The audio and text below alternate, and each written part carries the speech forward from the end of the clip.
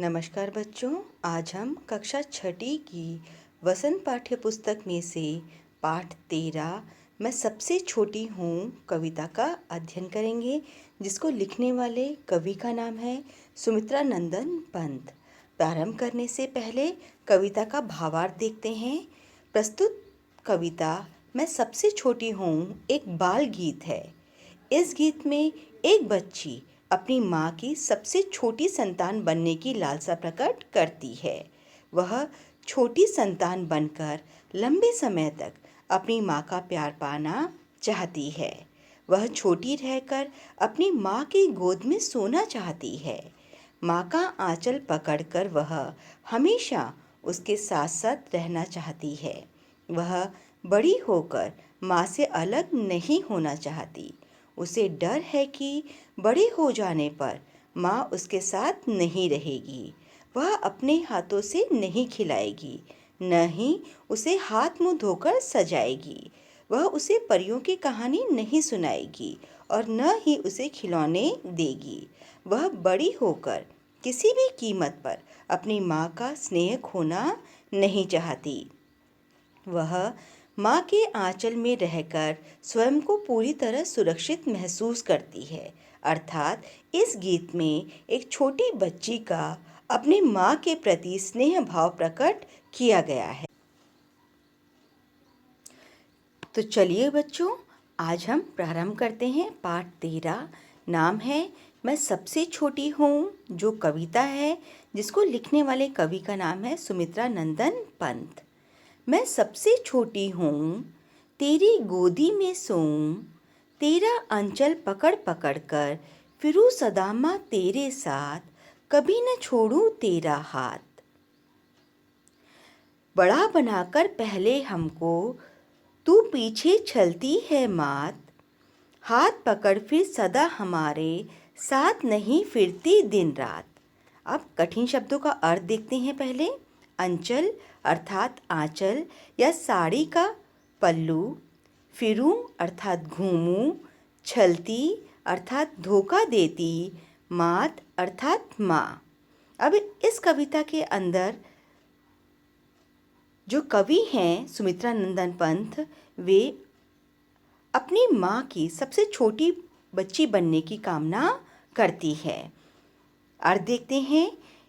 इन पंक्तियों में एक छोटी बच्ची अपनी माँ की सबसे छोटी संतान बनकर रहना चाहती है, ताकि वह माँ की गोद में सो सके और माँ का आंचल पकड़ के उसके साथ साथ घूमे। वह अपनी माँ का साथ नहीं छोड़ना चाहती। बच्ची के मन में यह डर है कि माँ उसे बड़ा बनाकर उसे छल करेगी, धोखा देगी।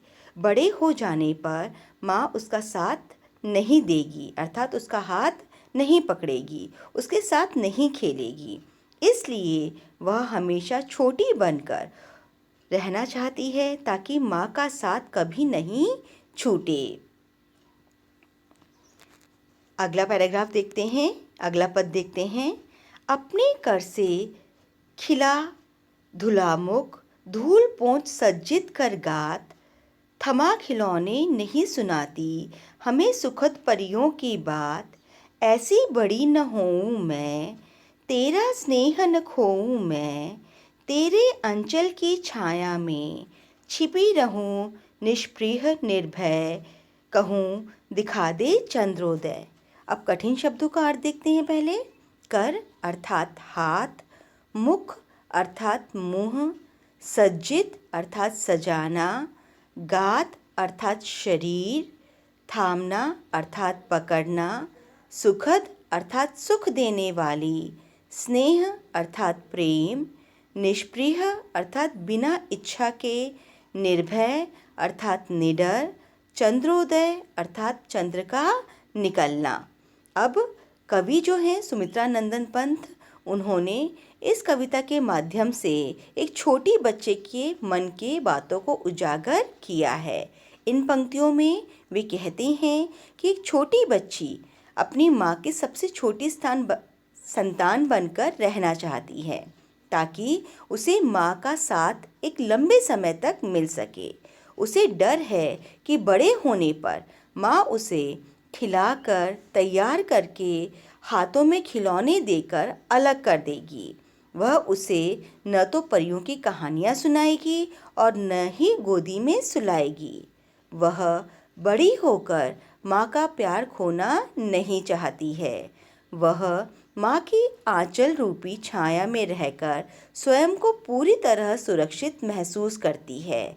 वह चाहती है कि सदैव माँ के आंचल में खेलती रहे और माँ से चंद्रोदय दिखाने की जिद करे। तो बच्चों, यह थी कविता मैं सबसे छोटी हूँ, जिसके माध्यम से कवि जो हैं सुमित्रा नंदन पंत, उन्होंने एक छोटी बच्ची के मन की बातों को यहाँ पर उजागर किया है।